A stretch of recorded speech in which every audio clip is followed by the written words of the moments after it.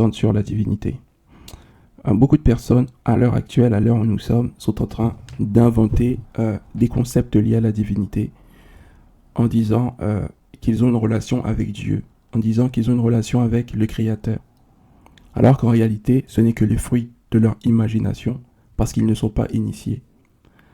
Auparavant, dans les royaumes, dans les grands royaumes Akama, ou même dans les Amériques, ce qu'il faut savoir, c'est que c'était l'initié qui entrait dans le domaine de la divinité.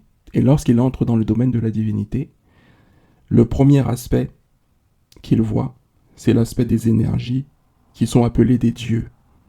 Les dieux, à proprement dit, ce n'est que des expressions de la divinité.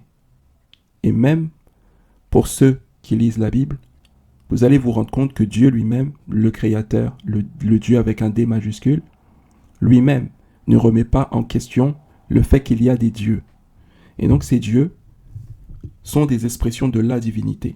Donc l'initié, lorsque cet homme ou cette femme pratique l'initiation, pratique ce temps où il est reculé dans ce lieu, pendant ce temps où il sort de la société, que se passe-t-il? Il est en contact avec soi, un aspect de la divinité que l'on appelle un dieu, ou plusieurs aspects de la divinité que l'on appelle des dieux, tout simplement. Donc lorsqu'il ressort de son expérience, lorsqu'il ressort de son initiation, il va parler des aspects qu'il connaît de la divinité, à proprement dit. Parce qu'au travers de l'initiation, nous avons des alliances avec des divinités. Nous avons des alliances avec des aspects, des expressions de la grande divinité. Mais quel est le problème aujourd'hui? Le problème aujourd'hui, c'est qu'on fait face à des personnes qui, par orgueil, ou qui, par également sous l'emprise de l'atmosphère occidentale, spéculent sur la divinité. C'est-à-dire, par leur imagination, par les choses qu'ils écoutent autour d'eux, ils inclinent leur cœur à se former une divinité qui n'est pas une divinité.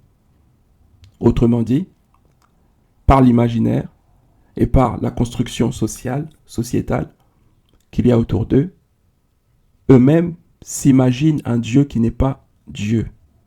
Eux-mêmes s'imaginent un Dieu qui n'est pas Dieu. Je vous donne un exemple. Au travers des causeries entre femmes, les femmes, par exemple, qui sont influencées par le féminisme d'aujourd'hui, et ces femmes-là, par exemple, qui sont d'un milieu chrétien ou d'un milieu islamique, bizarrement, le Dieu qu'elles vont parler, c'est un Dieu qui est contre le patriarcat. Vous voyez.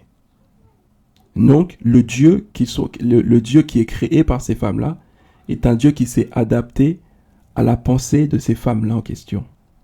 Et beaucoup de personnes le font de manière inconsciente. Des personnes qui sont déçues d'un tel parti politique, des personnes qui sont déçues du sexe opposé, des personnes qui vivent une situation contrariante, etc., vont spéculer sur Dieu et vont avoir des raisonnements sur qui est Dieu. Et les raisonnements qu'ils ont sur Dieu vont avoir des conclusions qui seront plus tard désastreuses.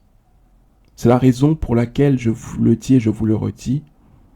Ce ne sont que les initiés qui peuvent parler de la divinité, des expressions de la divinité, parce que ils se familiarisent, entre guillemets, familiariser est un grand mot, mais ils sont en proximité avec des aspects de la divinité, ce qui les amène à pouvoir en parler tout simplement, en parler avec exactitude et plus de précision. Donc quand on parle d'Elohim, on parle de plusieurs dieux, plusieurs divinités, et ces divinités, les expressions de ces divinités, plutôt les expressions de la divinité, peuvent s'incarner sur la terre et se révéler aux personnes qui doivent être initiées, que ce soit de manière groupée ou de manière individuelle. Et ce sont ces personnes-là qui doivent nous en parler, car ils ont l'habilité pour le faire.